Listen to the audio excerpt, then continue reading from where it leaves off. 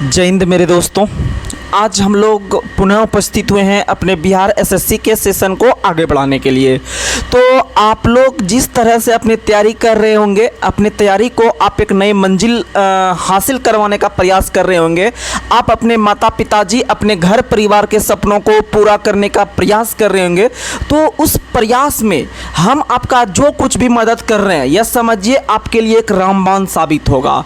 क्योंकि आपको कहते हैं कि एक सीनियर बच्चा 1-2 नंबर के लिए जब मिस करता है तो बहुत उनको जो है कि कचोट आता है मन में। तो वैसे विद्यार्थी जिनको लग रहा है कि मेरा ये पोर्शन कमज़ोर है, हम थोड़ा बहुत क्वेश्चन गलत कर देते हैं तो हम बाहर हो जाते हैं, लेकिन मेरा तैयारी ठीक ठाक है फिर भी हम बाहर हो जाते हैं। तो वैसे छात्र अगर हकीकत में आप मेरे चैनल से आप जिस तरह से हम कंटेंट दे रहे हैं, आप लगातार अगर फॉलो कीजिएगा तो आप यकीन मानिए बिहार एसएससी हो या CGL4 हो या बिहार दरोगा हो, आपका एग्जाम हो जाएगा क्लियर। बस आप यकीन मानिए। देखिए, अगर कहीं भी आप चल जाइए, तैयारी आपको खुद से करना पड़ेगा। और आपको सबसे बेस्ट जो बताएगा वो जो एक मैच्योरिटी वाला स्टूडेंट होता है। कोई बड़ा टीचर तो आपको जो है कि पैसा कमाने में या जो भी होता है वो अपना दे देगा आपको, लेकिन आपको खुद माइंड में सेट करना पड़ेगा जो है कि कौन सा क्वेश्चन का कैसे जुगाड़ रखे जो कि हमको याद हो जाए। और बार बार आपको क्वेश्चन कोई टीचर, बड़ा टीचर आपको रिकॉल नहीं करवाएगा। बार बार आपको रिकॉल वही करवा सकता है जैसे ये ग्रुप डिस्कशन चल रहा है। तो ग्रुप डिस्कशन भी बहुत यूट्यूब पे पड़ा हुआ है, लेकिन आप किसी यूट्यूब पर आप अस्थिर होके आप लगातार बन के आप अपने नई मंजिल को हासिल कर सकते हैं। लेकिन क्लास अगर जो फाउंडेशन एक बार पढ़ लिए होंगे तो वो फाउंडेशन पढ़ के आप ग्रुप डिस्कशन से, यूट्यूब पे बहुत ग्रुप डिस्कशन पड़ा हुआ है, एक पे एक ग्रुप डिस्कशन पड़ा हुआ है, लेकिन आपको यह कंफर्म करना है कि किससे कौन सा कंटेंट हमको मिल रहा है, किस में हमको बेनिफिट मिल रहा है, किससे हमको 1 से 10 नया क्वेश्चन मिल जा रहा है जो कि एग्जाम के व्यू से। देखिएगा, बहुत सारा क्या है कि आपको एक से बहुत सारा क्वेश्चन बताएगा, लेकिन आपको जो एग्जाम के व्यू से है उस चीज़ पे आपको अडिग रहना है। क्योंकि आपको एग्जाम में क्वेश्चन आएगा तो आपसे बन जाना चाहिए, ये हमेशा याद रखिए, ठीक है। और पढ़ने के लिए तो बहुत कुछ है, लेकिन वैसा चीज़ पढ़े हम लोग जिससे कि आपको एग्जाम में फ़ायदा मिल जाए, ठीक है। इसीलिए बहुत सब छात्र क्या होता है कि बहुत सब देखिएगा कि बड़ा बड़ा शहर में पढ़ रहा है 10 साल से 5 साल से, लेकिन एग्जाम में रिजल्ट ही नहीं दे पा रहा है। कारण यही है कि पढ़ने का बेचारा बहुत मेहनत कर रहा है, लेकिन सही दिशा निर्देश में वो नहीं कर रहा है। क्या पढ़े और क्या छोड़े, अगर इस चीज़ का आपके अंदर ज्ञान आ जाएगा तो समझिए आप बहुत जल्द सेलेक्ट हो जाइएगा। क्योंकि बहुत सब ऐसे छात्र देखिएगा जो साल भर 1.5 साल मेहनत करता है, वह किसी ना किसी एग्जाम में बाजी मार के निकल जाता है। और जो छात्र 5 साल से मेहनत कर रहा है उससे प्री भी नहीं निकल पाता है किसी एग्जाम का। कारण यही है कि वो सिर्फ एकदम पढ़ रहे हैं, पता ही नहीं चल रहा है क्या पढ़े क्या छोड़े। लेकिन कोई टेक्निकल दिमाग का यूज करके, अरे यार इस टॉपिक से आ रहा है, सिलेबस के अनुसार वो पढ़ के अब बाजी मार के निकल जाता है। यही चीज़ है। और आप अस्थिर होकर पढ़िए, ज़्यादा आप टेंशन में नहीं रहिएगा। देखिएगा, घर द्वार से टेंशन तो सबको होता है, क्योंकि आप अगर कंपटीशन की तैयारी कर रहे हैं, आज के युग में इतना टफ एग्जाम चल रहा है, लेवल चल रहा है, बहुत मेहनत करना पड़ रहा है, फिर भी आप अगर मेहनत कर रहे हैं कंपटीशन में तो समझिए कि आप एक मेहनती छात्र हैं। और आप जरूर है कि आप मिडिल फैमिली से होइएगा, या चाहे तो अधिक से अधिक लोअर फैमिली से होइएगा। और शायद आदमी मिडिल फैमिली से होइएगा, नहीं तो जो है कि आप सब जो है कि लोअर फैमिली से, और हम भी लोअर फैमिली से हैं। और कंपटीशन का तैयारी करने वाला लगभग 90% लड़का मिडिल या तो नीचे रहता है, अक्सर नीचे रहता है। इसीलिए हम लोगों के पास, हम गरीब लोग या मध्यम वर्ग के परिवार का एक ही उपाय है आगे बढ़ने का कि आप पढ़ के एक सरकारी नौकरी लीजिए, तभी आपको सम्मान मिलेगा, तभी आपको अपने सपनों को, अपने माता पिताजी के बुढ़ापे के सपने को जो है कि आप साकार कर सकते हैं। और जिस दिन आपका सरकारी जॉब लग जाएगा उस दिन आपके माता पिताजी का एज, हकीकत एज से कम 10 साल बढ़ जाएगा आगे। तो अपने माता पिताजी को 10 साल अगर आगे और जिंदा आप देखना चाहते हैं अपना, और आप सपना उनको जो है कि आगे और बढ़ाने का प्रयास करना चाहते हैं, या नए नए जगह पर उनको घुमाने का प्रयास करना चाहते हैं और दिखाना चाहते हैं कि नहीं आपके बेटा जो है वह एक काबिल बेटा है, आपने जिस बेटे को जन्म दिया है या जिस बेटी को जन्म दिया है वह एक शेर शेरनी के रूप में जो है कि काम कर रहे हैं, और एक समाज में एक आप जो है कि एक अच्छा चेहरा हमेशा बनकर रहिएगा। क्योंकि आप जब कंपटीशन के क्षेत्र में उतरे हैं तो पूरे गांव का जो है कि आप पे नज़र होगा। जैसे मान लीजिए हम भी पहले पढ़ते थे, तो हम जब जॉब नहीं लिए थे तो उस समय पहले जब गांव जाते थे तो उस समय बहुत सारे मेरे घर वाले तो ज़्यादा नहीं बोलते थे, लेकिन और आसपास के जो आदमी रहते थे, आपके जो फैमिली के और सारे लोग होते हैं, मतलब कि रिलेशन के, वो आपका दिमाग एकदम कचरा से भर देते थे कि कब ले रहे हैं जॉब, नहीं ले रहे हैं, क्या हुआ नहीं हुआ, ये वाला एग्जाम दिया था क्या हुआ। लेकिन आपको एक भी नहीं सुनना है, हम भी एक भी दूसरे का नहीं सुनते थे, इस कान से सुनते थे इस कान से निकालते थे।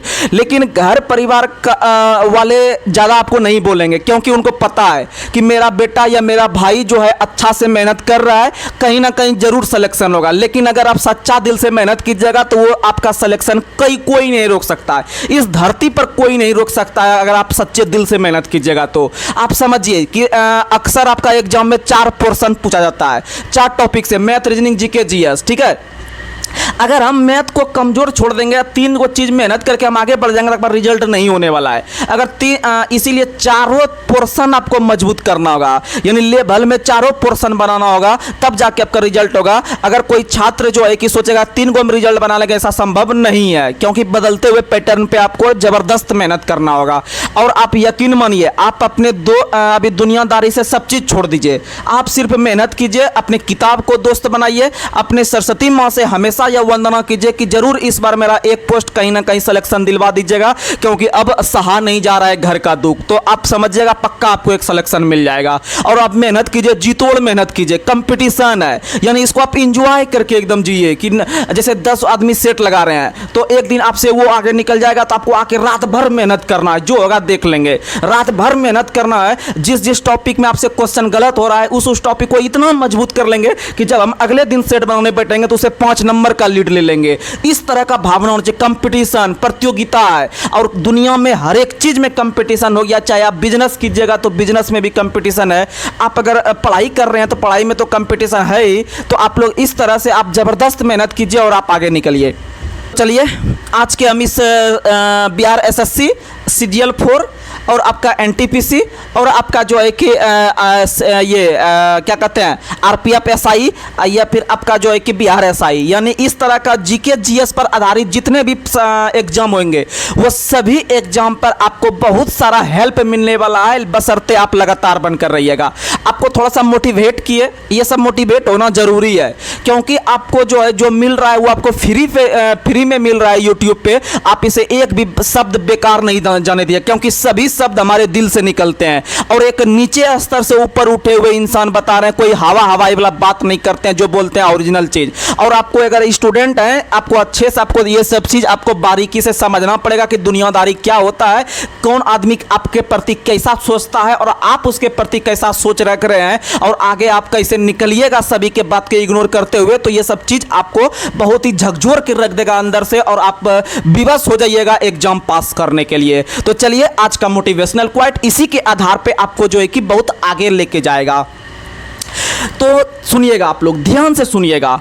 दोस्त मायूस मत होना जिंदगी में, दोस्त मायूस मत होना जिंदगी में, किसी भी वक्त तेरा नाम बन सकता है। दोस्त मायूस मत होना जिंदगी में, किसी भी वक्त तेरा नाम बन सकता है। अगर दिल में आग और हौसले हो बुलंद तो अखबार बेचने वाला भी कलाम नहीं बन सकता था। तो समझ सकते हैं कि अखबार बेचने वाला जब कलाम बन सकता है, भारत के पहले वैज्ञानिक राष्ट्रपति बन सकते हैं, मिसाइल मैन ऑफ इंडिया बन सकते हैं, भारत के राष्ट्रपति तक बन सकते हैं, तो समझ सकते हैं कि हम भी वो इंसान है, कि हम भी एक भारतीय हैं। मेरे खून के अंदर भी वो जज्बा है कि हम भी कोई भी कीर्तिमान स्थापित कर सकते हैं। तो चलिए इसी के साथ आज हम बहुत बेहतरीन सब सवाल से दर्शन करने वाले हैं, जो कि किसी भी एग्जाम के लिए मेरिट बनाने वाला काम करेगा। तो चलिए हम लोग आगे बढ़ते हैं।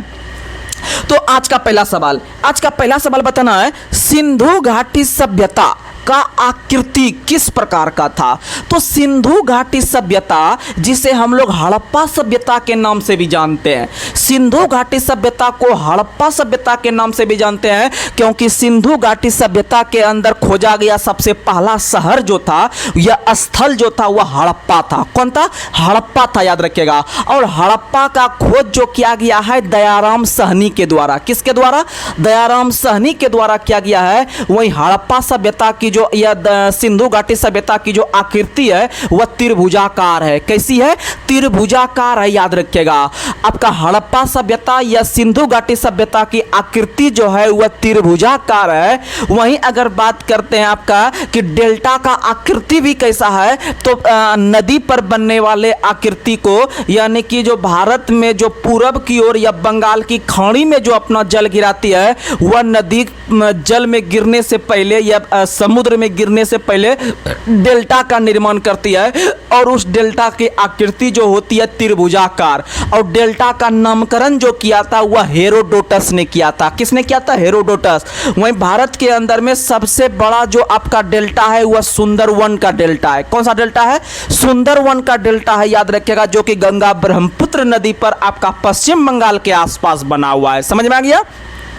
वहीं सुंदरवन का डेल्टा याद रखिएगा कि वहां पर सुंदरी नाम का वृक्ष मिलता है और वह एक प्रकार का ज्वारीय वन का उदाहरण है। कैसा वन है? ज्वारीय वन का उदाहरण है, आप लोग याद रखिएगा। वहीं सुंदरवन का जो डेल्टा है वह भारत के अंदर में सबसे बड़ा रामसर साइट है। सब भारत में वर्तमान समय में देखें, आज 26 जून है, अगर 26 जून 2024 तक का रिपोर्ट देखें तो भारत में कुल आपका 82 रामसर साइट है, 82 रामसर साइट है। और 82 रामसर साइट में से जो आपका दो गो लास्ट का जो दो गो बना है, यानी 81 नंबर और 82 नंबर, ये दोनों जो बना है अपना बिहार का बना है, अपना बिहार का। याद रखिएगा 81 और 82 ये दोनों जो बना है ये बिहार के जमुई जिला के अंदर में नागी और नकटी जो पक्षी अभ्यारण्य है उसी को शामिल किया गया है। वहीं भारत में पहला रामसर साइट जो बना था वह आपका चिल्का झील बना था 1982 के अंदर में, 1982 में बना था, याद रखिएगा। वहीं भारत के अंदर में सबसे छोटा रामसर साइट जो है वह आपका कौन है? तो रेणुका झील हिमाचल प्रदेश, रेणुका झील हिमाचल प्रदेश है। वहीं बधावन रामसर साइट जो है वह गुजरात में है। लेकिन बधावन अगर पूछेगा आपका बधावन बंदरगाह कहाँ में है? तो महाराष्ट्र में। बधावन बंदरगाह कहाँ में है? तो महाराष्ट्र में। लेकिन बधावन नाम का जो आपका आर्द्र भूमि है वह गुजरात में है, याद रखिएगा। और प्रत्येक वर्ष आर्द्र भूमि दिवस जो मनाते हैं हम लोग 2 फरवरी को। कितना फरवरी? 2 फरवरी, क्योंकि 2 फरवरी 1971 को जो हुआ था पहला आपका सम्मेलन रामसर ईरान में हुआ था, याद रखिएगा। इसमें विभिन्न प्रकार के देश ने हिस्सा लिए थे। समझ में आ गया? और सबसे अधिक जो रामसर साइट है वह इंग्लैंड में है। कहाँ में है? इंग्लैंड में लगभग 175 रामसर साइट है। वहीं भारत के अंदर में सबसे अधिक रामसर साइट तमिलनाडु में है, 16 गो। कितना है? 16 की संख्या में है। वही बात करते हैं कि पूरे विश्व में सबसे पहला रामसर साइट का दर्जा किसे दिया गया था? तो पूरे विश्व में सबसे पहला रामसर साइट का दर्जा कीबोर्ग प्रायद्वीप को, कीबोर्ग प्रायद्वीप को दिया गया था, जो कि ऑस्ट्रेलिया महाद्वीप में है। कहाँ में है? ऑस्ट्रेलिया महाद्वीप में है, याद रखिएगा। समझ में आ गया? आगे बढ़ते हैं। अगला सवाल आप लोग को बताना है कि सिंधु घाटी सभ्यता का क्षेत्रफल कितना था? तो सिंधु घाटी सभ्यता का जो क्षेत्रफल था वह 13 लाख वर्ग किलोमीटर। कितना था? 13 लाख वर्ग किलोमीटर था। आप लोग याद रखने का प्रयास कीजिएगा। आगे बढ़ते हैं। अगला सवाल आप लोग को बताना है कि भारत के अंदर में सिंधु घाटी सभ्यता या हड़प्पा सभ्यता का खोज करने का सबसे पहला प्रयास किस व्यक्ति के द्वारा किया गया? तो याद रखिएगा चार्ल्स मैसन। चार्ल्स मैसन नाम के अंग्रेज व्यक्ति ने पहली बार 1826 में सिंधु घाटी सभ्यता का खोज करने का पहला प्रयास किया, लेकिन कर नहीं पाया। इसका अंतिम रूप से जो खोज किया था 1921 में, 1921 में राय बहादुर दयाराम साहनी ने किया था। किसके नेतृत्व में? तो सर जॉन मार्शल के नेतृत्व में। किसके नेतृत्व में? सर जॉन मार्शल के नेतृत्व में किया था, याद रखिएगा। बहुत फेमस सवाल है, इसीलिए क्वेश्चन पूछता है कि 1921 में हड़प्पा सभ्यता के खोज के समय भारतीय पुरातात्विक विज्ञान का जो आपका जो अध्यक्ष था, यानी जो खोज करवाता है ये सब, यानी जिसे संबंधित है, जिसका मुख्यालय वर्तमान में कलकत्ता में, आप लोग पढ़ते होंगे जियोलॉजिकल सर्वे ऑफ इंडिया का मुख्यालय कहाँ में है, यानी पुरातात्विक विभाग का मुख्यालय कहाँ में है? तो कलकत्ता में है। कहाँ में है? कलकत्ता में। तो 1921 के समय जो अध्यक्ष थे वो कौन थे, तो याद रखिएगा वो आपके सर जॉन मार्शल थे। इसी के नेतृत्व में, इन्हीं के नेतृत्व में 1921 में राय बहादुर दयाराम साहनी ने इनका खोज किया था, याद रखिएगा। वहीं अगर बात करते हैं हम लोग कि सर्वप्रथम चार्ल्स मैसन ने 1826 में सैंधव सभ्यता का पता लगाने का प्रयास किया था, आप लोग याद रखिएगा। चलिए आगे बढ़ते हैं। अगला सवाल आप लोग को बताना है, सिंधु घाटी सभ्यता एक किस प्रकार की सभ्यता थी। तो सिंधु घाटी सभ्यता एक प्रकार का जो है कि स्व से सिंधु और स्व से शहरी, स्व से सिंधु और स्व से शहरी, स्व से सिंधु स्व से शहरी, स्व से सिंधु स्व से शहरी। या सिंधु के बदले में हड़प्पा भी देगा तो आप लोग सिंधु समझिएगा। और जो है कि इसका किस प्रकार का था ये लोग, तो याद रखिएगा शहरी था। जब सिंधु शहरी हो गया तो वैदिक सभ्यता जो होगा वह आपका ग्रामीण होगा। वैदिक सभ्यता क्या होगा, ग्रामीण होगा, आप लोग याद रखिएगा। चलिए हम लोग आगे बढ़ते हैं। अगला सवाल आप लोग को बताना है। अगला सवाल बताइएगा कि कब्रिस्तान R37 एक प्रकार का अवशेष जो मिला था वह सिंधु सभ्यता के किस स्थल से, तो हड़प्पा से मिला था। कहां से मिला था, हड़प्पा से। तो याद रखिएगा कब्रिस्तान R37 हड़प्पा से मिला है। कहां से मिला है, हड़प्पा से मिला है। कब्रिस्तान R37 कहां से मिला है, हड़प्पा। और याद रखिएगा हड़प्पा और मोहनजोदड़ो पूछता है बार बार एग्जाम में, छोटा लेवल के एग्जाम में, कि हड़प्पा किस नदी के किनारे है और मोहनजोदड़ो किस नदी के किनारे है। ये दोनों सवाल बहुत पूछता है, तो आपको ट्रिक दे देते हैं, कंफ्यूज नहीं कीजिएगा। तो हौरो हर याद रखिएगा। जैसे ना बोलता है हम हार नहीं मानेंगे, हम हार नहीं मानेंगे चाहे कुछ भी हो जाए, तो हौरो हर याद रखिएगा। यानी हौ से हड़प्पा और रो से रावी, हौ से हड़प्पा और रो से रावी याद रखिएगा।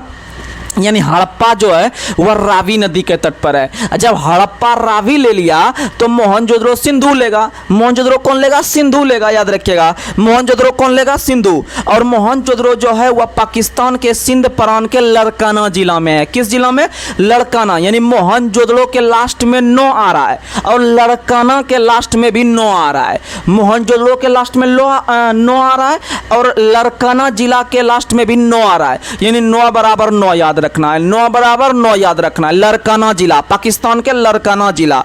वहीं आपका हड़प्पा जो है वह किस पाकिस्तान के किस जिला में है, तो हड़प्पा जो है वह मोंटगोमरी जिला में है। मोंटगोमरी जिला में याद रखिएगा हड़प्पा। आगे बढ़ते हैं।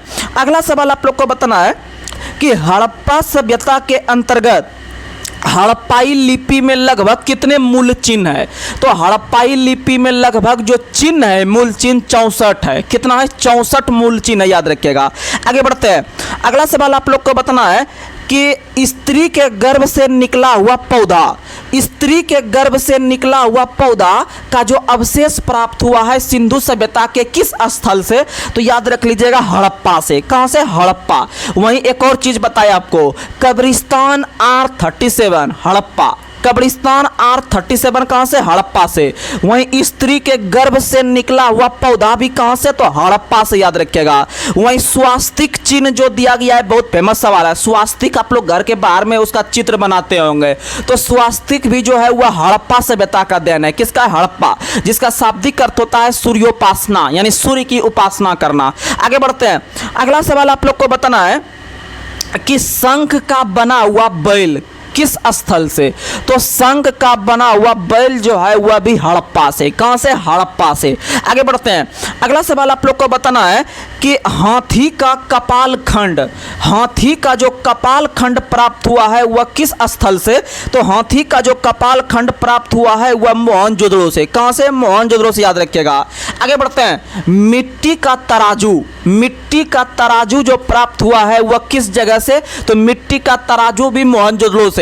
और यहां से जनरल एग्जाम में जो क्वेश्चन पूछता है सबसे फेमस मोहनजोदड़ो से यह पूछता है कि बृहत स्नानागार जो प्राप्त हुआ है किस स्थल से, तो बृहत स्नानागार मोहनजोदड़ो से प्राप्त हुआ है। कहां से प्राप्त हुआ है, मोहनजोदड़ो से प्राप्त हुआ है। वहीं एक और क्वेश्चन पूछता है कि नर्तकी की प्रतिमा, और नर्तकी की प्रतिमा जो थी वह कांसा का बना हुआ था। किसका बना हुआ था, कांसा का बना हुआ था। और कांसा जो मिश्रण होता है वह जानते हैं किसका किसका होता है, तो कांसा जो होता है वह Cu+ एसन का होता है, यानी कॉपर और टीन का होता है। कॉपर और टीन का मिश्रण जो होता है वह कांसा होता है, और कॉपर और जस्ता का जो मिश्रण होता है वह आपका क्या होता है, तो वह आपका पीतल होता है। क्या होता है? पीतल। आप लोग पिताजी एगो ट्रिक जानते होंगे, पिताजी यानी पिताजी में पी से हो गया पीतल, और ता से तंबा, और जी से जस्ता, जी से जस्ता, याद रख लीजिएगा। आगे बढ़ते हैं। अगला सवाल आप लोग को बताना है कि कंघा और लिपस्टिक, यानी दोनों एक तरह से याद रखिएगा। कंघा और लिपस्टिक, कंघा और लिपस्टिक जो प्राप्त हुआ है किस स्थल से? चुंदड़ों से। कहाँ से? चुंदड़ों से। याद रखिएगा, कंघा और लिपस्टिक यानी कंघी मार रहे हैं और लिपस्टिक लगा रहे हैं, दोनों चुंदड़ों याद रखिएगा। क्या याद रखिएगा? चुंदड़ों याद रखिएगा। क्या याद रखिएगा? चुंदड़ों याद रखिएगा। आगे बढ़ते हैं। अगला सवाल आप लोग को बताना है, जूते हुए खेत के साक्ष्य किस स्थल से प्राप्त हुए हैं? तो कालीबंगन से। कहाँ से? कालीबंगन। और कालीबंगन जो है वह घग्गर नदी के किनारे है, और कहाँ में है? तो राजस्थान में है। कहाँ में है? राजस्थान में है, याद रखिएगा।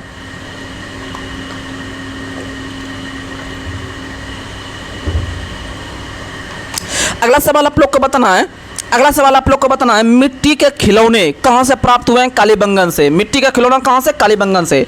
आगे बढ़ते हैं। बड़ा बड़ा बंदरगाह कहाँ से मिला है? लोथल से। कहाँ से? लोथल। और ऐसे भी लोथल बहुत बड़ा बंदरगाह था, आप लोग लॉजिक से याद रख लीजिएगा। समझ में आ गया? और लोथल जो है वह भोगवा नदी के किनारे है। किस नदी के किनारे है? भोगवा नदी के किनारे, गुजरात में। कहाँ में है? गुजरात में। लोथल जो है वह भोगवा नदी के किनारे है। लोथल यानी मोदी जी, याद रखिएगा। और मोदी जी को लाके हम लोग जो आपके बेरोजगार अभी छात्र हैं, तो हम लोग भोग रहे हैं उनको लाके, यानी कि अहमदाबाद यानी गुजरात, याद रखिएगा। लोथल कहाँ में है? तो गुजरात में। लोथल कहाँ में? गुजरात में। और गुजरात में ही सबसे अधिक हड़प्पा सभ्यता के स्थल खोजे गए हैं आज़ादी के बाद। आगे बढ़ते हैं। अगला सवाल बताना है आप लोग को कि कोटदीजी किस नदी के किनारे है? सिंधु। कोटदीजी किस नदी के किनारे है? सिंधु। वहीं आपका रंगपुर किस नदी के किनारे है? तो रंगपुर भादर नदी के किनारे है। किस नदी के किनारे? भादर नदी के किनारे है। और यह भी कहाँ में है? तो यह भी गुजरात में है। यानी एक और याद रख लीजिएगा, आप लोग पहले बताए लोथल यानी मोदी को ला के हम लोग भोग रहे हैं, यानी अहमदाबाद। वहीं आपका रंग यानी मोदी रंग में चल रहा है, रंग में चल रहा है, यानी यह भी कहाँ में है? तो याद रखिएगा, आपका जो रंगपुर है यह भी गुजरात में। आगे बढ़ते हैं। अगला सवाल, रोपड़ किस नदी के किनारे है? सतलज। रोपड़ किस नदी के किनारे है? सतलज। रोपड़ किस नदी के किनारे है? सतलज। और इसका खोज जो किया है यज्ञदत्त शर्मा ने। किसने किया है? रोपड़ का खोज यज्ञदत्त शर्मा। आगे बढ़ते हैं। आलमगीरपुर किस नदी के किनारे है? हिंडन नदी के किनारे। किस नदी के किनारे? हिंडन। आप लोग को पता है कि जो सिंधु घाटी सभ्यता था उसका 4 गो स्थल खोजा गया था, यानी कि चारों दिशा में कौन कौन था? यानी पूर्वी पूछता है, पश्चिमी पूछता है, उत्तरी पूछता है, दक्षिणी पूछता है। तो आप लोग को एक बार रिकॉल करवा देते हैं। आप लोग एक ट्रिक याद रखिएगा, पस यानी पूछना है, पस याद रखिएगा। पस पुआ, परसों का ओ आका पुआ, यानी पुआ जो हम लोग होली में खाते हैं, पुआ जो मोटा मोटा बनता है, जो कि घी में छांक के निकालते हैं। तो एगो याद रखेगा पस, दूसरा याद रखेगा परसों का ओ आका पुआ, पस पुआ। फिर याद रखेगा उमा नाम का एक आदमी का नाम होता है, उमा। ठीक है, उमा। फिर लास्ट में याद रखिएगा आप लोग दाइबा। क्या याद रखिएगा? दाइबा याद रखिएगा। यानी पस से याद रखिएगा, प से पश्चिमी, और स्व से हो जाएगा सुत कंगेडोर। क्या हो जाएगा? सुत कंगेडोर। यानी हड़प्पा सभ्यता या सिंधु घाटी सभ्यता का जो सबसे पश्चिमी पूरा स्थल है, यानी प से पश्चिमी और स्व से सुत कंगेडोर। कन्फर्म हो गए, यानी पश्चिमी हो गया सुत कंगेडोर। वहीं अगर हम बात करते हैं आपका पुआ जो खाते हैं, इसी से कहानी बन जाएगा कि पुआ परसों का, यानी कि पूर्वी याद रखिएगा, पूर्वी वाक्य आलमगीरपुर। क्या मारिएगा? आलमगीरपुर मारिएगा। पूर्वी पूरा स्थल कौन सा है? आलमगीरपुर है। वहीं आपका उमा यानी ऊ से उत्तरी, माँ से मांदा। क्या मारिएगा? मांदा। समझ में आ गया? और दाइमा, लास्ट में दाइमा यानी दो से दक्षिणी, और दक्षिणी में दाइमाबाद मार देना है। क्या मारना है? दाइमाबाद, गोदावरी नदी किनारे, महाराष्ट्र मार देना है। समझ में आ गया? चलिए आगे बढ़ते हैं। अगला सवाल आप लोग को बताना है। अगला सवाल आप लोग बताइएगा कि हल की आकृति किस जगह से प्राप्त हुई है? तो हल की आकृति बनवाली से। कहां से? बनवाली से। हल की आकृति कहां से प्राप्त हुई है? बनवाली से। और कंघा और लिपस्टिक चुंदड़ों से प्राप्त हुई है। आगे बढ़ते हैं। अगला सवाल आप लोग को बताना है, हड़प्पा समाज संभवतः कैसा समाज था? तो हड़प्पा समाज जो था वह संभवतः मातृसत्तात्मक था। कैसा था? मातृसत्तात्मक था, याद रखिएगा। आगे बढ़ते हैं।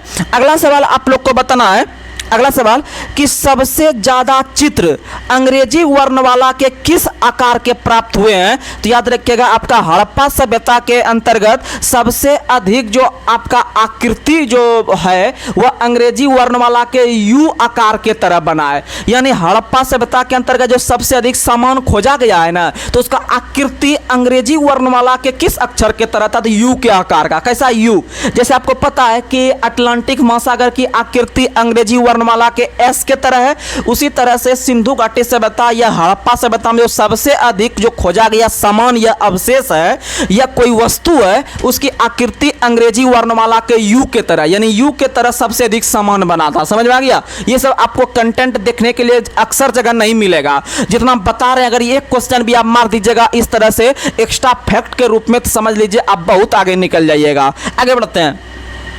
अगला सवाल आप लोग को बताना है कि किस इतिहासकार के अनुसार मोहनजोदड़ो का शासन राजतंत्रात्मक ना होकर जनतंत्रात्मक था? तो याद रखिएगा हंटर के अनुसार। किसके अनुसार? हंटर के अनुसार मोहनजोदड़ो का शासन राजतंत्रात्मक ना होकर जनतंत्रात्मक था। अगला सवाल, किस इतिहासकार के अनुसार सिंधु सभ्यता के लोगों का शासन मध्यम वर्ग जनत्रात्मक शासन था और उसमें धर्म की महत्ता थी? तो व्हीलर के अनुसार। किसके अनुसार? व्हीलर के अनुसार, याद रखिएगा। तो चलिए हम लोग जो है कि अब आगे टॉपिक पर बढ़ते हैं। तो आप लोग को 4-5 टॉपिक से सवाल देखने के लिए मिलेगा। आप लोग लगातार बनकर रहिएगा, आपको बहुत जबरदस्त फायदा होगा। आप लोग बताइएगा जो है कि कुछ पॉलिटी का सवाल ले लेते हैं 20, 25, 30, फिर हम लोग आगे बढ़ेंगे। जो है कि ज्योग्राफी का भी लेंगे, कुछ पर्यावरण का भी सवाल लेंगे। आप लोग लगातार बनकर रहिएगा, आपको जबरदस्त फायदा होगा।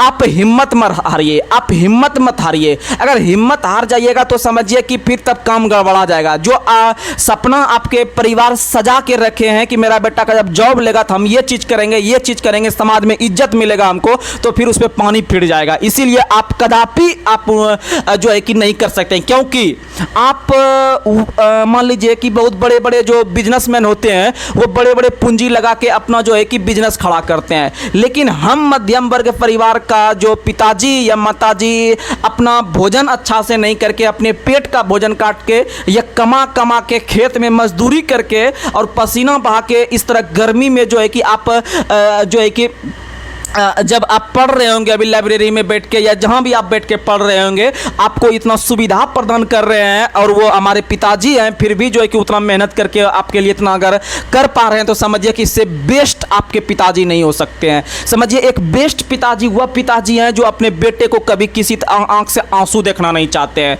और तब जब वो आंसू देखना नहीं चाहते हैं तो समझिए आपको भी यह आज अपने आप में यह कसम खाना होगा कि जब तक हम एग्जाम क्रैक नहीं करेंगे, अंतिम रूप से सफल नहीं हो जाएंगे, तब तक हम जो है कि हम हिम्मत नहीं हार सकते हैं। और समझिए कि आप कम से कम खर्च में काम चलाइए। मान लीजिए कि कहीं पर अगर महीने का आप 3,000 ले रहे हैं तो आपका पापा जी से बोल दिए कि नहीं हम 2,000 में ही काम चला लेंगे, आप 1,000 में कुछ एक्स्ट्रा काम कर सकते हैं। आप कम से कम काम चलाइए। क्या जरूरी है हमको कि आप देखिए आप तो पढ़ रहे हैं, मानते हैं पढ़ रहे हैं, आपका एनर्जी लॉस हो रहा है, लेकिन आप तो बैठे बैठे पढ़ रहे हैं, आप पानी अधिक से अधिक पीजिए। पानी अधिक से अधिक अपने शरीर में जब जाएगा तो दिमाग बहुत जो है कि फ्रेश काम करता है।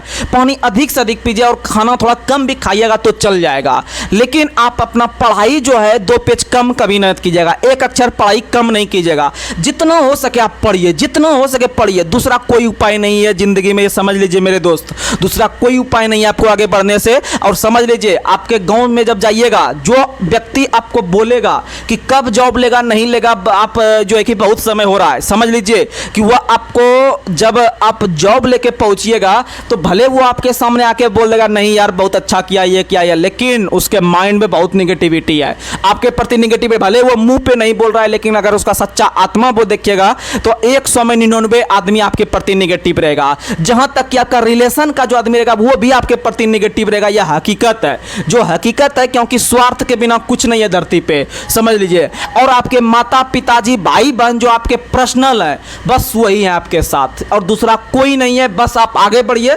दुनियादारी क्या हो रहा है नहीं हो रहा है आपको कोई मतलब नहीं रखना, बस हमको पढ़ना है, एक अच्छा आगे आने वाला पीढ़ी को हमको अच्छा संस्कार देना है और गांव समाज में हमको नाम कमाना है। दूसरा कुछ नहीं, क्या हो रहा है नहीं हो रहा है आपको कोई मतलब नहीं रखना है। बाद में कि जो होगा ऊपर वाले सबके साथ हैं, जो हकीकत में सच्चा इंसान रहिएगा उनका सपोर्ट मिलता है, बस और कुछ नहीं। तो चलिए हम लोग आगे बढ़ते हैं पुनः।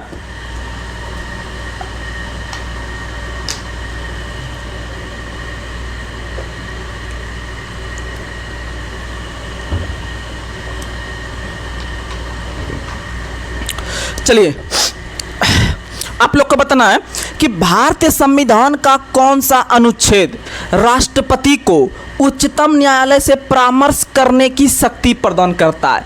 तो राष्ट्रपति को उच्चतम न्यायालय से परामर्श करने की जो शक्ति है अनुच्छेद 143 के तहत, अनुच्छेद 143 के तहत याद रखिएगा। और 143 अनुच्छेद राष्ट्रपति और सुप्रीम कोर्ट के संबंध को दिखाता है। लेकिन अनुच्छेद 137 जो है यह भी बहुत इंपॉर्टेंट है अपने आप में। 137 143 याद रखना 100% जरूरी है। 143 जो होता है वह 11 और 13 का गुणनफल होता है, यानी 11 को सुप्रीम कोर्ट मान लीजिए और आपका 13 को जो है कि आप राष्ट्रपति मान लीजिए, और दोनों को जब गुना कीजिएगा तो 143 पूरेगा। 143 में राष्ट्रपति और सुप्रीम कोर्ट के बीच संवाद है, समझ में आ गया, सबसे बेस्ट तरीका।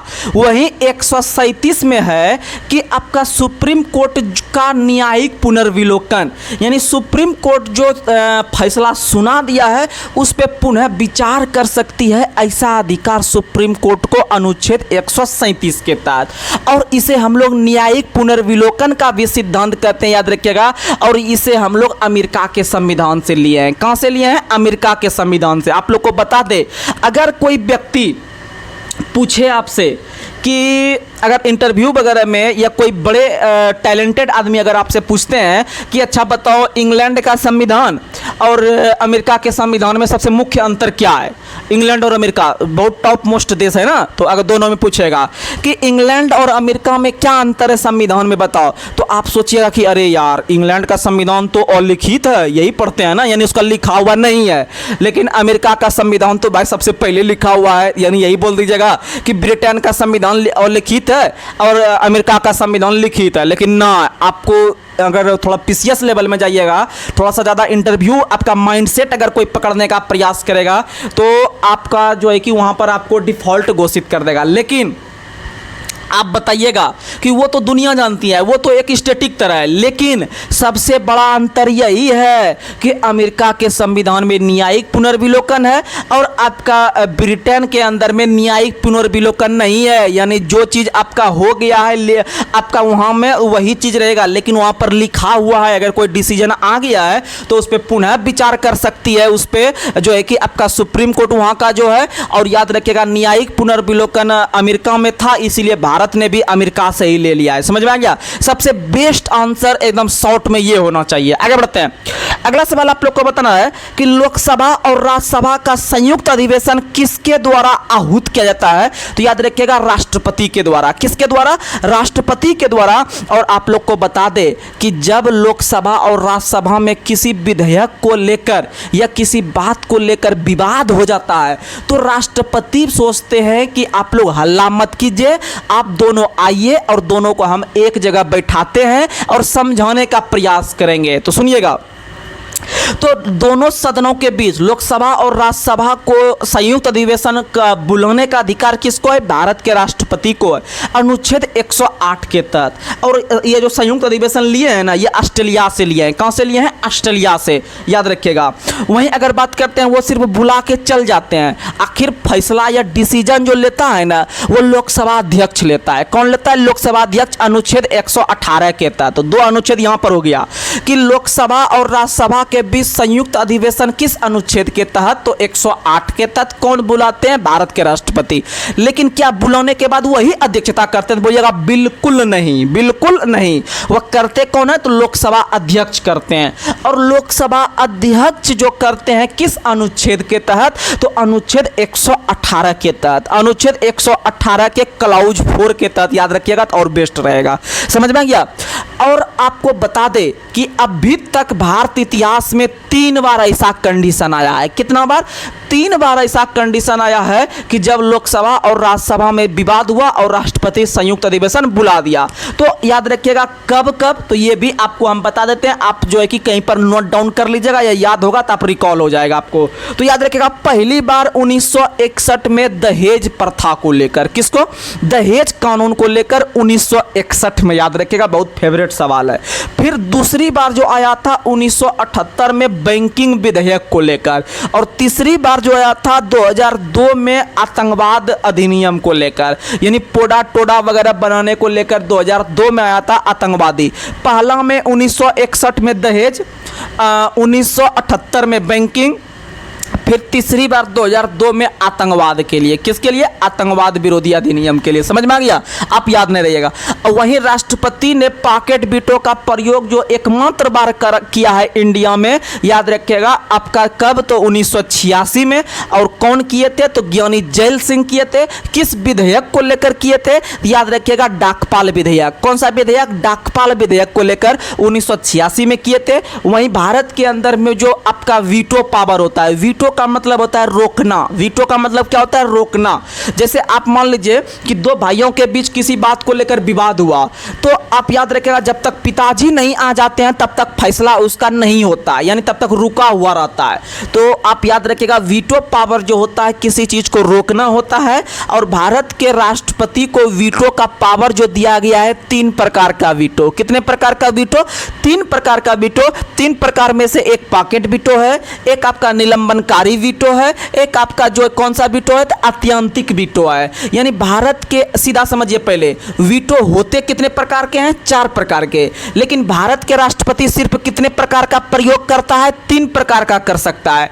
तो 3 प्रकार में से पहला समझ लेते हैं पॉकेट वीटो, और दूसरा जो होता है आत्यंतिक वीटो, तीसरा जो होता है आपका निलंबनकारी वीटो, और चौथा वीटो जो भारत के राष्ट्रपति प्रयोग नहीं करते हैं लेकिन हम लोग जो है कि पढ़ते हैं कि आखिर ये वाला होता है वीटो, तो वो है आपका विशेषित वीटो। तो विशेषित वीटो का प्रयोग भारत के राष्ट्रपति नहीं करते हैं। विशेषित वीटो का प्रयोग भारत के राष्ट्रपति नहीं करते हैं, ये अमेरिका के राष्ट्रपति करते हैं। कौन करते हैं? अमेरिका के राष्ट्रपति करते हैं, याद रखिएगा। वहीं पॉकेट वीटो का प्रयोग जो करते हैं भारत के राष्ट्रपति अनुच्छेद 111 के तहत, अनुच्छेद 111 के तहत केंद्र में करते हैं। वहीं राज्यपाल जो राज्य में करते हैं पॉकेट वीटो का प्रयोग अनुच्छेद 200 के तहत, अनुच्छेद 200 के तहत, याद रखिएगा। ये सब चीज याद रखिएगा। और एकमात्र बार इसका प्रयोग 1986 में ज्ञानी जैल सिंह ने डाकपाल विधेयक पर। आगे बढ़ते हैं।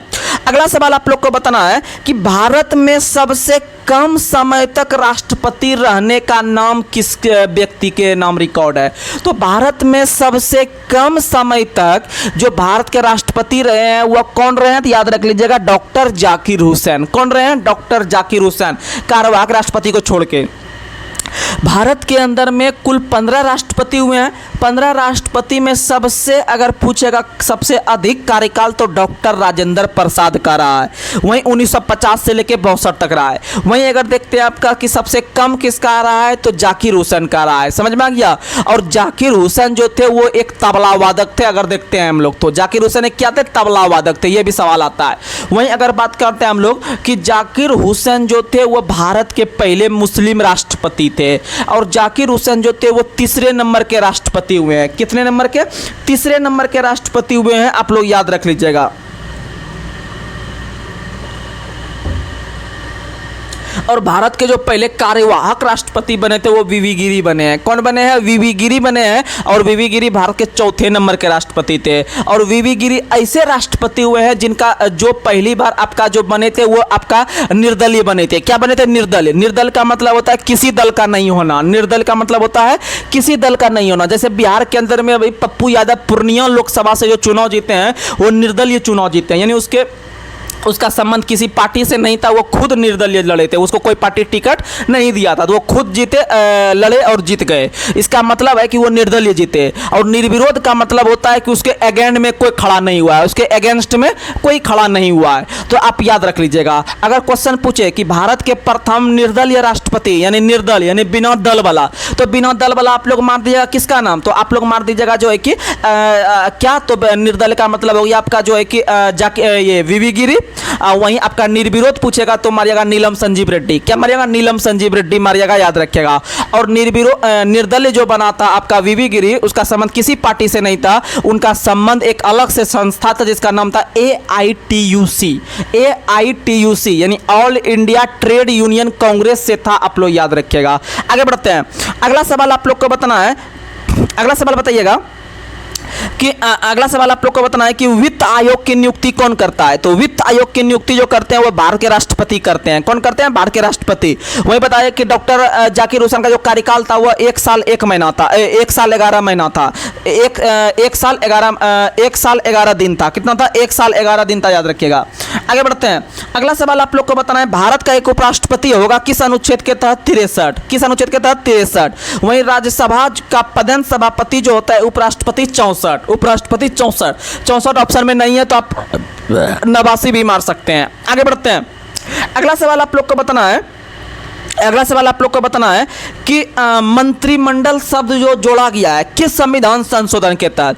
तो हमारे संविधान में अनुच्छेद 352 में, याद रखिएगा, बहुत अच्छा सवाल है कि मंत्रिमंडल शब्द की चर्चा, मंत्रिमंडल शब्द की चर्चा एकमात्र अनुच्छेद में, यानी मूल संविधान में कहीं भी मंत्रिमंडल शब्द की चर्चा नहीं थी।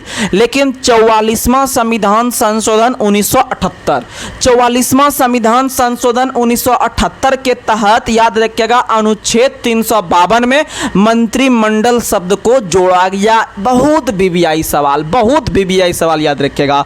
आगे बढ़ते हैं, अगला सवाल आप लोग को बताना है कि अपने प्रधानमंत्रित्व काल में कौन सा नेता एक बार भी संसद में उपस्थित नहीं हुए? तो मारिएगा चौधरी चरण सिंह। यानी लोकसभा के जो बहुमत दल के नेता होते हैं वो प्रधानमंत्री होते हैं लेकिन संसद में कभी भी गया ही नहीं, यानी याद रखिएगा कौन? तो चौधरी चरण सिंह। यानी चौधरी चरण सिंह ने कभी अपना चरण ही नहीं रखा। क्या नहीं रखा? चरण ही नहीं रखा। वहीं आपका अविश्वास प्रस्ताव द्वारा हटाए जाने वाले पहले प्रधानमंत्री कौन बने हैं? तो वो बने हैं विश्वनाथ प्रताप सिंह। कौन बने हैं? विश्वनाथ प्रताप सिंह, याद रखिएगा, यानी वीपी सिंह या विश्वनाथ प्रताप सिंह, याद रखिएगा।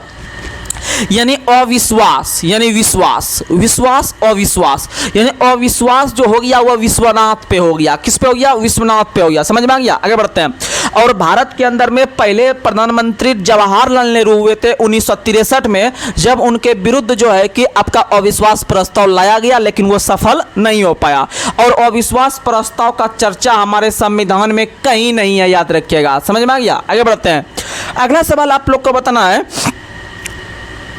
किस सदन की अध्यक्षता ऐसे व्यक्ति द्वारा की जाती है जो उस सदन का सदस्य नहीं होता है? तो राज्यसभा जो होता है, राज्यसभा का सदस्य कौन नहीं होता है? तो उपराष्ट्रपति नहीं होता है, लेकिन फिर भी उसका अध्यक्षता करता है। आगे बढ़ते हैं, अगला सवाल आप लोग को बताना है किस अनुच्छेद के तहत संसद के सचिवालय का वर्णन किया गया है? सुनिएगा, एक होता है संसद, एक होता है सचिवालय। सुनिएगा दोनों में अंतर क्या है। संसद जो होता है वह लोकसभा और राज्यसभा जहां पर बैठते हैं उसको संसद भवन कहते हैं या फिर उसको पार्लियामेंट कहते हैं, याद रखिएगा। वहां पर दोनों बैठते हैं, वहां पर कानून का निर्माण होता है, ठीक है। लेकिन लोकसभा और राज्यसभा के या संसद के दिन प्रतिदिन के कार्य को जो सुलझाता है या सॉल्यूशन करता है या उसका हिसाब बारी जो रखता है वह सचिवालय रखता है। कौन रखता है? सचिवालय रखता है। जैसे अभी बिहार के अंदर में हम लोग सुनते होंगे कि सचिवालय का वैकेंसी आया, सचिवालय का वैकेंसी आया। जब आपका सचिवालय में भर्ती होगा, आप जब होइएगा सचिवालय में भर्ती, तो समझिए कि आप राज्य स्तर पर आप सचिवालय में जा रहे हैं, बिहार सचिवालय में जा रहे हैं। तो आप जब जाइएगा सचिवालय में तो वहां पर जो विधानमंडल रहती है, विधानमंडल जो आपका दिन प्रतिदिन कार्य जो सुलझाइएगा, विधानमंडल वाला जो कानून बनता है आप भी सुलझाइएगा वहां पर। यानी आप समझिएगा कि आप बहुत बड़ा पोस्ट, यानी एक तरह से एएसओ का पोस्ट जो होता है वह एक अच्छा पोस्ट होता है। आप मेहनत कीजिए, जिनका साइंस ऑनर्स है समझिए उनके लिए बेस्ट अपॉर्चुनिटी है। मेहनत में जी जो जान लगा दीजिए, क्योंकि एएसओ का जो होता है वह अपने आप में एक एसआई से भी अच्छा पोस्ट होता है। ऐसे सभी तरह के इंडिया में जितने भी पोस्ट हैं, चाहे वो एक चपरासी से लेकर एक आईएएस तक का पोस्ट देखे तो अपने आप में एक गरिमामय पोस्ट है। क्योंकि कोई भी पोस्ट जो होता है वो भारत के विकास के लिए होता है, भारत के डेवलप के लिए होता है, यानी जीडीपी में उसका योगदान होता है और एक अच्छे समाज का निर्माण होता है। क्योंकि अगर मान लीजिए अगर छोटे स्तर के कर्मचारी अगर ये सोचे कि हम अपने कर्तव्य का निर्वहन अगर सही से नहीं करें तो क्या देश जो है कि आगे बढ़ जाएगा? नहीं बढ़ेगा। इसीलिए चाहे वो एक चपरासी हो या आईएएस हो, अपने कर्तव्य का निर्वहन अपने सच्चे दिल से होना चाहिए, तभी एक भारतवर्ष जो है वह पुनः जो है कि विश्व का गुरु बन सकता है, अन्यथा कुछ नहीं संभव है। तो चलिए हम लोग आगे बढ़ते हैं। अगला सवाल आप लोग को बताना है कि किस अनुच्छेद के तहत संसद के सदस्यता के लिए निहर्ता का वर्णन किया गया है? तो याद रखिएगा, संसद के सदस्य के लिए निहर्ता का वर्णन अनुच्छेद 102 में है। किस में है? अनुच्छेद 102 में। आगे बढ़ते हैं। अगला सवाल, संविधान के किस अनुच्छेद के अनुसार लोकसभा की सीटों का राज्यों के मध्य आवंटन किस वर्ष की जनगणना के आधार पर किया गया है? तो अनुच्छेद 82 के आधार पर 1971 जनगणना वर्ष, 1971 जनगणना वर्ष याद रखिएगा। वहीं आपका राष्ट्रपति का चुनाव हो या उपराष्ट्रपति का चुनाव हो, उसमें जो मत का गणना या जनसंख्या जो लिया जाता है वह 1971 का ही जनगणना वर्ष लिया जाता है, क्योंकि उसके बाद 1976 में भारत में पहली बार आपका जनसंख्या नीति हुआ था। आगे बढ़ते हैं। हम लोग कुछ पर्यावरण का सवाल ले लेते हैं जो कि एग्जाम के लिए बहुत इंपॉर्टेंट है। आप लोग बताइएगा, किस वैज्ञानिक के अनुसार मानव अपने पर्यावरण में संघर्ष करके वर्तमान स्वरूप में पहुंचा है? तो चार्ल्स डार्विन। किसके द्वारा? चार्ल्स डार्विन ने कहा है कि मानव अपने पर्यावरण में संघर्ष करके वर्तमान स्वरूप में पहुंचा है। तो यह किसका कथन है? तो चार्ल्स डार्विन का कथन है, याद रखिएगा। आगे बढ़ते हैं। अगला सवाल आप लोग को हम पर्यावरण से संबंधित 10-15 जो है कि दिवस आपको याद करवाते हैं जो कि एग्जाम में आता है, तो आप लोग ध्यान से सुनिएगा। आप लोग बताइएगा कि विश्व जल मग्नता दिवस कब मनाते हैं? तो जल मग्नता यानी जल में मग्न हो गया, यानी जल में डूब गया, अर्थात आर्द्र भूमि। क्या मानिएगा? आर्द्र भूमि, यानी आर्द्र भूमि को ही दूसरा नाम में जानते हैं जल मग्नता दिवस। तो याद रखिएगा 2 फरवरी। क्या मानिएगा? 2 फरवरी। आगे बढ़ते हैं। अगला सवाल, और इसी को इंग्लिश में कहते हैं वेटलैंड। क्या कहते हैं? वेटलैंड। आगे बढ़ते हैं। विश्व वानिकी दिवस कब मनाते हैं? 21 मार्च। कब मनाते हैं? 21 मार्च। आगे बढ़ते हैं।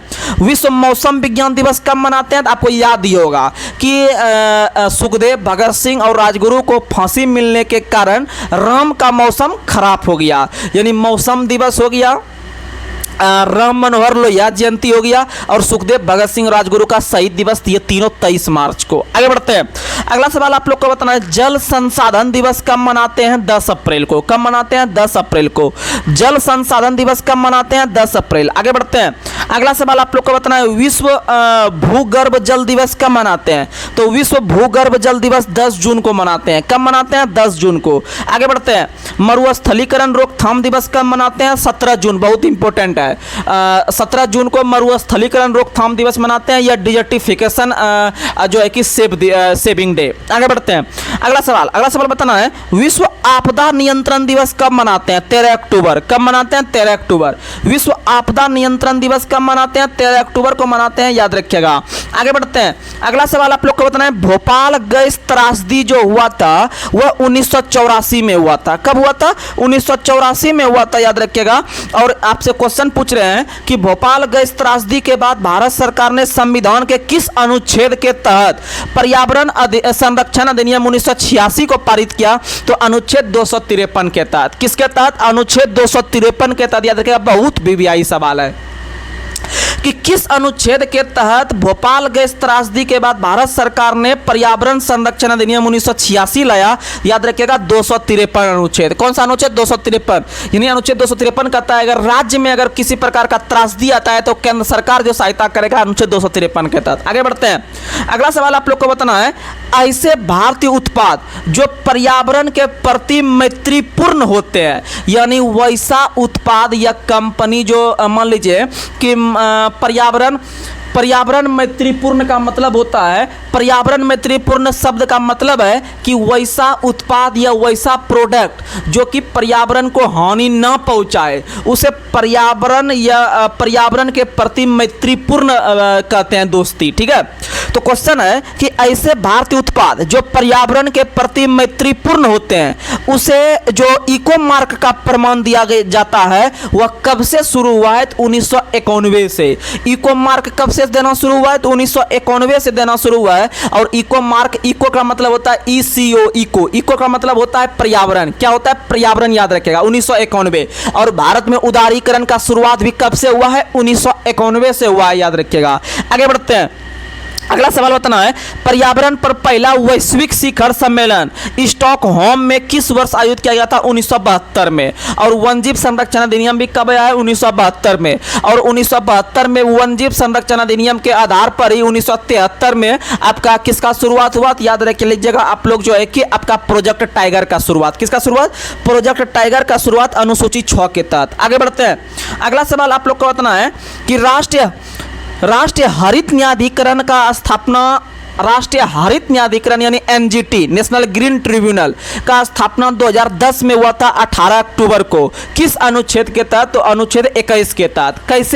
कैसे आपको पता है कि भारत के अंदर में अनुच्छेद 21 जो है, भारतीय संविधान के अंतर्गत जो अनुच्छेद 21 है वह अनुच्छेद कहता है कि प्राण एवं दैहिक स्वतंत्रता, यानी भारत में प्राण और देह को बचाने के लिए भारत सरकार जो है अच्छा पर्यावरण, अच्छा जो है कि आपका माहौल देना कर्तव्य होगा भारत सरकार का। तो इसका मतलब है कि अनुच्छेद 21 के तहत पर्यावरण को शुद्ध रखना पड़ेगा, इसीलिए NGT का स्थापना किया गया है।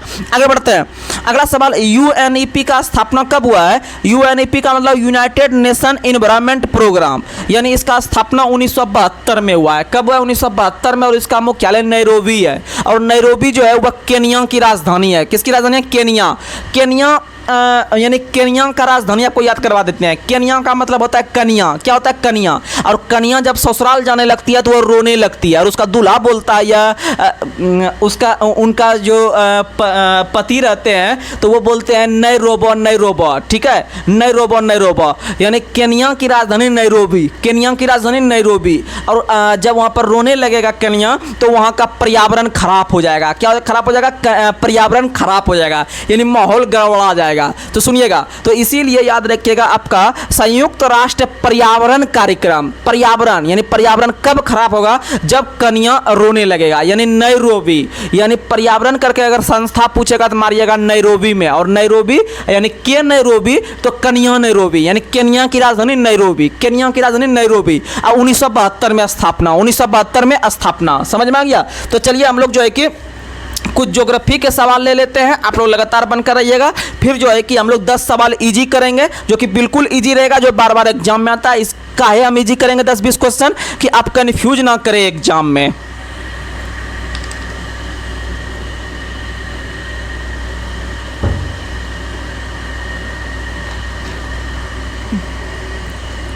बताइएगा, अमराबाद वन्यजीव अभ्यारण्य, अमराबाद वन्यजीव अभ्यारण्य किस राज्य में है? तेलंगाना में। कहाँ में है? तेलंगाना।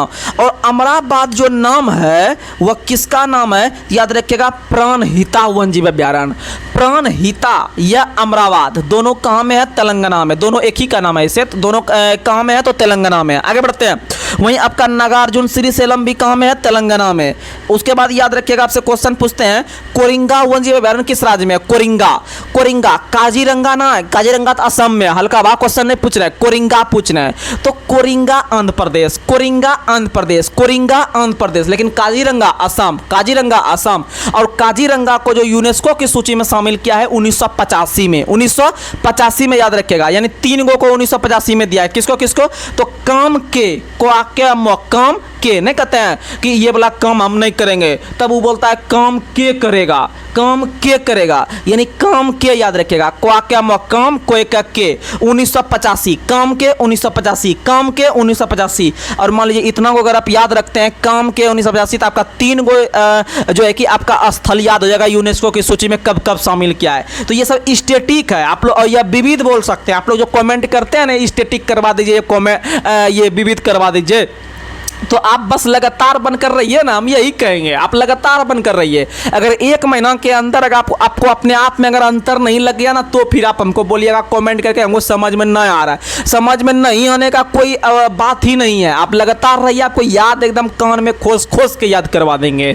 आपको इतना बार हम बोलेंगे, इतना बार कि आपको आराम से जो है कि एग्जाम में क्वेश्चन अपने आएगा और आपको झलकने लगेगा आंसर क्या मारना है। जैसे 4 ऑप्शन रहेगा ना, अगर आप हमको 6 महीना तक अच्छा से फॉलो कर रहे होंगे जो छात्र, उनका समझिए जीके जीएस में टेंशन खत्म हो गया होगा, हमको पता है। क्योंकि जीके जीएस लोग फालतू का जो है कि माथा पे बोझ ले लेता है, अरे यार बहुत हो गया, ये हो गया, याद नहीं हो रहा है। लेकिन नहीं, आप मेहनत कीजिए, होगा।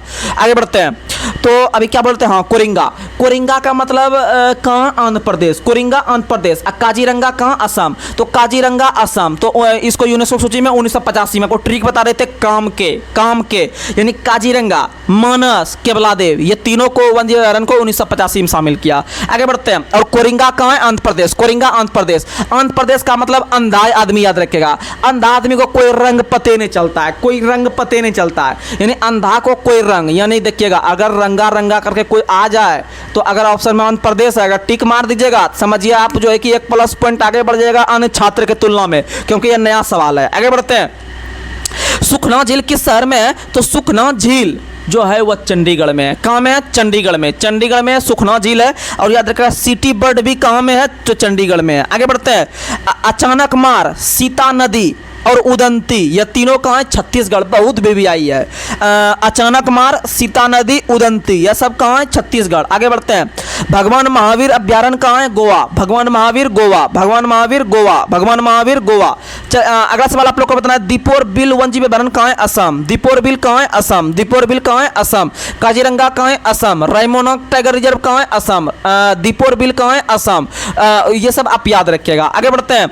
अगला सवाल आप लोग को बताना है, अगला सवाल बताना है कि आपका अगर पूछेगा क्वेश्चन कि असोला भाटी वन्यजीव अभ्यारण्य कहाँ है, दिल्ली। असोला भाटी कहाँ है, दिल्ली। असोला भाटी कहाँ है, दिल्ली। आगे बढ़ते हैं। सैंडल पीक किसका सबसे ऊंची चोटी है, तो सैंडल पीक जो है वो अंडमान निकोबार का है। किसका है, अंडमान निकोबार द्वीप समूह की सबसे ऊंची चोटी है सैंडल पीक। इसका ऊंचाई 738 मीटर है, 738 मीटर है। और यह किस महाद्वीप में है, तो उत्तरी महाद्वीप में। लेकिन अंडमान निकोबार द्वीप समूह का राजधानी पोर्ट ब्लेयर है, वह दक्षिण अंडमान में है। किस अंडमान में है, दक्षिण। लेकिन सबसे ऊंची चोटी जो सैंडल पीक है वह किस में है, तो याद आपका किस में है, तो आपका उत्तरी अंडमान में है। किस में है, उत्तरी अंडमान में। यानी कि अंडमान की सबसे ऊंची चोटी। अब देखिएगा, जिस लड़की का हाइट थोड़ा कम रहता है, आपको याद करवाते हैं, जिस लड़की का हाइट थोड़ा कम रहता है या नहीं भी कम रहता है, फिर भी थोड़ा सा स्टाइल देने के लिए, थोड़ा लेटेस्ट दिखने के लिए वो सैंडल पहनते हैं, वो ऊंचाई वाला, यानी पीछे का जो वो रहता है ना एड़ी वाला, उस पर थोड़ा सा ऊंचाई वाला, और जो उसमें गिरने का भी संभावना ज़्यादा रहता है, लेकिन फिर भी आदमी लोग पहनते हैं। तो समझिएगा कि वो जो सैंडल पहन रही है वो ऊंचाई के लिए, इसीलिए अंडमान निकोबार का सबसे ऊंची चोटी सैंडल याद रखेगा। क्या याद रखेगा, सैंडल। अंडमान और वह जो रहता है नीचे वाला, जो उस पर जो ऐसे टिका हुआ रहता है पीछे का एड़ी के नीचे, कुछ नहीं रहता है आगे में, लेकिन ऊपर में वो ऐसे करके टोचन दे के ऊपर में ऐसे उठा हुआ रहता है, यानी वो अंडा के तरह रहता है। कैसा रहता है, अंडा। यानी अंडमान का सैंडल, अंडमान का सैंडल अंडा के तरह रहता है, नीचे उठा हुआ। तो याद रखिएगा आपका जो है कि अंडमान निकोबार का सबसे ऊंची चोटी सैंडल पीक। किसमें है, सैंडल पीक। किसमें है, सैंडल पीक। और यह आगे आने वाले उत्तर के लिए जो सबसे अधिक फेमस है, उत्तर, यानी कि आगे आने वाला जो उत्तर रहेगा, यानी कि आपका जो आगे आने वाला जो भविष्य रहेगा, उसमें बहुत इंपॉर्टेंट है सैंडल। यानी 3 चीज याद हो गया, किस अंडमान यानी अंडा, अंडा यानी कि अच्छा सैंडल में अंडा फिट करके ऊंचा दिख रहा है, यानी कि अंडमान निकोबार की सबसे ऊंची चोटी जो है वह सैंडल है। और सैंडल किस लिए पहन रहे हैं, तो उत्तर समय के लिए, यानी आगे आने वाला समय के लिए। यानी याद रखिएगा उत्तरी अंडमान में है। किस अंडमान में, उत्तरी अंडमान में। तो चलिए आज का हम 10 सवाल बहुत इजी करते हैं, जो आपके एग्जाम के लिए बार बार आते रहता है, तो आप लोग लगातार बनकर रहिएगा। बताइएगा, छत्तीसगढ़, उत्तराखंड और झारखंड राज्य का स्थापना कब हुआ है, तो 2000 में हुआ है। लेकिन पूछेगा किस संविधान संशोधन के तहत, तो 84वां संविधान संशोधन के तहत हुआ है, याद रखिएगा। आगे बढ़ते हैं। अगला सवाल बताना है, माई गर्लहुड पुस्तक के लेखक कौन है, तस्लीमा नसरीन। कौन है, तस्लीमा नसरीन। वहीं तस्लीमा नसरीन का एक और पुस्तक है ए लाइफ। क्या है, ए लाइफ। आगे बढ़ते हैं। वहीं एक पुस्तक है another life. Another life, another life पुस्तक के लेखक है बालकट। कौन है, बालकट। आपको याद करवाते हैं। जिस दिन आप बाल उल कटाइएगा, बाल उल कटाते होंगे लगता होगा नया लुक में आ गए हैं। किस में आ गए? नया लुक में आ गए, यानी कि जो आप पहले से लाइफ जी रहे थे उसमें आप अनदर लाइफ जीने लगे, यानी एक और दूसरा लाइफ जीने लगे। यानी जिस दिन बाल का कट कराते होंगे, बाल का कट कराते होंगे, जिस दिन बाल का कट कराते होंगे, यानी जिस दिन बाल कट कराते होंगे आप सोचते होंगे हम एक और लाइफ जी रहे हैं, यानी अनदर लाइफ। अगर क्वेश्चन आ जाए अनदर लाइफ पुस्तक के लेखक तो बाल कट मारिएगा। क्या मारिएगा? बाल कट जिस ऑप्शन में रहेगा आप आराम से मार दिएगा। लेकिन ए लाइफ आएगा तो ए लाइफ, माई गर्लहुड और आपका फरोसी प्रेमिका, ये तीनों का जो लेखक है कौन है? याद रखिएगा, बांग्लादेश की लेखिका है तस्लीमा नसरीन। आगे बढ़ते हैं। अगला सवाल आप लोग को बताना है कि थुम्बा अंतरिक्ष विज्ञान और प्रौद्योगिकी केंद्र कहाँ है? केरल में। थुम्बा कहाँ है? केरल में। और इसका स्थापना 1963 में हुआ था, याद रखिएगा। और यहीं पर भारत ने अपना पहला रॉकेट नाई के पास नाम का छोड़ा था 1963 में, और उसी दिन भारतीय अंतरिक्ष का कार्यक्रम का शुरुआत किया था, यह श्री गणेश किया था भारत। आगे बढ़ते हैं। लक्षद्वीप में कौन सी भाषा? मलयालम। केरल में भी मलयालम, केरल में भी मलयालम। और मलयालम जो है वह एक शास्त्रीय भाषा है। कौन सी भाषा है? शास्त्रीय भाषा। और भारत में वर्तमान में जो शास्त्रीय भाषा की संख्या का दर्जा प्राप्त है वह कितना है? तो आप लोग याद रखिएगा 6 गो। कितना होगा? 6 गो। 6 गो में से आप याद रखिएगा आपको कहां से चलना है? उड़ीसा से। मैप के द्वारा आपको याद करवाते हैं। पहले कहां चलना है? उड़ीसा। उड़ीसा में ओडिसी। उड़ीसा के नीचे आइए। उड़ीसा के नीचे कौन सा राज्य है? आंध्र प्रदेश। आंध्र प्रदेश में कौन सी भाषा? तेलुगु। तो तेलुगु हो गया दूसरी भाषा। वहीं आपका आंध्र प्रदेश के नीचे क्या है? तमिलनाडु। तमिलनाडु में तमिल। फिर आप इधर से घूम जाइए पश्चिमी घाट में, तो उधर फिर क्या है? केरल। केरल में कौन? मलयालम। कितना हो गया? उड़ीसा, आंध्र प्रदेश, तमिलनाडु, केरल, 4 हो गया। इसके बाद फिर ऊपर चढ़िए, कर्नाटक। कौन हो गया? कर्नाटक। कितना भाषा? 5। और एगो ओम नमः सोहा, संस्कृत। कौन सा भाषा? संस्कृत। याद हो गया। उड़ीसा से नीचे उतरते उतरते आप पश्चिमी घाट घुस जाइए कर्नाटक तक, यानी उड़ीसा में उड़ीसी, आंध्र प्रदेश में तेलुगु, तमिलनाडु में तमिल, केरल में मलयालम, कर्नाटक में कन्नड़, और एगो ओम नमः सोहा। ओम नमः सोहा। और ये छाबो जो शास्त्रीय भाषा है, इसमें से जो सबसे नई शास्त्रीय भाषा है वह उड़ीसा है। कौन है? उड़ीसा है। कौन है? उड़ीसा है, यानी उड़िया है। और सबसे पुरानी भाषा जो है, और याद रखिएगा उड़िया भाषा को 2014 में शास्त्रीय भाषा का दर्जा दिया गया है। ये सब सवाल एनटीपीसी में आता है। वहीं अगर देखते हैं सबसे पुरानी शास्त्रीय भाषा कौन है, तो 2004 में दर्जा दिया गया था। सबसे पुरानी भाषा या सबसे पहली भाषा जो शास्त्रीय भाषा बनी थी 2004 में, वो तमिल बनी थी, यानी तमिलनाडु का भाषा। तो चलिए आज के हम इस जबरदस्त से सेशन को यहीं पर हम ब्रेक करने का प्रयास कर रहे हैं। आप लोग अपने तैयारी को एक नए मुकाम के हासिल करवाने के प्रयास से हमेशा अपना 100% देने का प्रयास कीजिएगा। भगवान सरस्वती माँ आपका जरूर सहायता करेंगे। तो चलिए आज के हम इस सेशन को यहाँ पर समाप्त कर रहे हैं। तब तक के लिए जय हिंद, जय भारत।